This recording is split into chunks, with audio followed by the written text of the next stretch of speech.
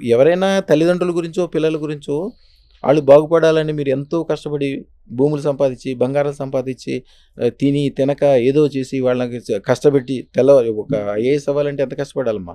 అవును. ఒక ఇంజినీరింగ్ అవ్వాలంటే ఎంత కష్టపడాలి? ఇంజినీరింగ్ అంటే కామన్ అయిపోయినప్పటికి ఎంత కష్టపడతారు? డాక్టర్‌లయితే నాకు బాగా తెలిసినోళ్ళు రూ. 6,00,00,000 ఖర్చు పెడతారు. 6 సంవత్సరాల పాటు వాళ్ళకి జీవితమే తెలవదు. ఆళ్ళకి బంధువులు తెలవదు, చుట్టాలు తెలవదు, బయటికెళ్లరు. 24 గంటలు చదువుతూనే ఉంటారు. ఆళ్ళకంత చేసి సంపాదిస్తే 10,00,000 సంపాదిస్తారు. మామూలోళ్ళైతే 1,00,000 సంపాదిస్తారు. ఇప్పుడు ఈ ఏరియా మొత్తం భారతదేశంలోనే టాప్ మోస్ట్ లెవెల్ ఉన్న ఒక మ హాస్పిటల్ ఉంది.